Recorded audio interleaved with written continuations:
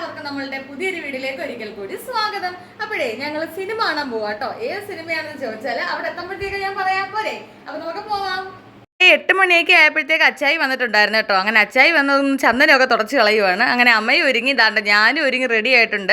അപ്പോഴത്തേക്ക് അച്ചായി വന്നതാണ്ട് വണ്ടിയും പുറത്തോട്ട് എടുക്കുന്നുണ്ട്. അപ്പം നമ്മൾ സിനിമ ബുക്ക് ചെയ്തേക്കുന്ന സമയം എന്ന് പറഞ്ഞാൽ 9 മണിക്കാണ് കേട്ടോ. ഞങ്ങൾക്കൊരു പ്രത്യേകതയുണ്ട്, ഞങ്ങൾ സിനിമയൊക്കെ തുടങ്ങുന്നതിന് മുമ്പ് തന്നെ തിയേറ്ററിൽ എത്തിയിരിക്കണം. അത് ഭയങ്കര വാശിയാണ് കേട്ടോ. ഇല്ലെങ്കിലുള്ള സ്ക്രീനൊക്കെ ഞങ്ങൾ ചെന്നിട്ടേ ഓൺ ആവുള്ളൂ. അതങ്ങനെയാണ് കേട്ടോ. അങ്ങനെ ഞങ്ങൾ വന്നേക്കുന്നത് നമ്മുടെ കടപ്പാക്കടയിലുള്ള ധന്യ രമ്യ തിയേറ്ററിലേക്കാണ് വന്നേക്കുന്നത് കേട്ടോ.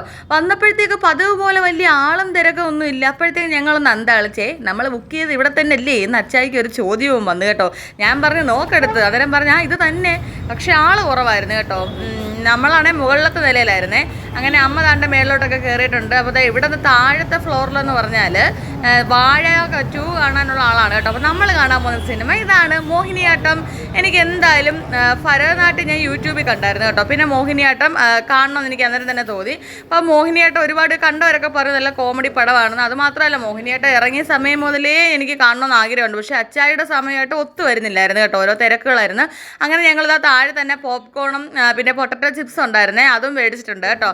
അങ്ങനെ ഇതെല്ലാം മേടിച്ച് അച്ചായി തൻ്റെ ബില്ലും ഒക്കെ അടച്ച് ഞങ്ങൾ നേരെ പോപ്കോണും ഒക്കെ കൊണ്ട് മുകളിലോട്ട് പോവുകയാണേ. അപ്പോൾ ആദ്യം അമ്മ അങ്ങ് കയറിപ്പോയി, അമ്മയുടെ തൊട്ട് പുറകെ ഞാനങ്ങ് കയറുവാണ് കേട്ടോ. അപ്പോൾ എൻ്റെ വീഡിയോ ഒക്കെ എടുത്തു തരുന്ന അച്ചായിയാണ്. സാധാരണ ഞാൻ കയറിയും ഇറങ്ങിയും ചെയ്യുന്ന വീഡിയോ ഒന്നും ആരും എടുത്തു തരാറില്ല കേട്ടോ. അപ്പോൾ ഞാൻ അച്ചായി എടുത്ത് പറഞ്ഞ് എടുത്തു തരാൻ പറഞ്ഞു. അപ്പോൾ അതാണ്ട് അച്ചായി നമ്മുടെ ഓൺലൈൻ ബുക്കിംഗ് ആണല്ലോ, അപ്പം അതൊക്കെ ഒന്ന് കൺഫേം ചെയ്യുമായിരുന്നേ. കൺഫേം ചെയ്തതിന് ശേഷം ഞങ്ങൾ ആ തിയേറ്ററിലേക്ക് കയറി. നിങ്ങൾ നോക്കിക്കേ, ആരും വന്നിട്ടില്ല.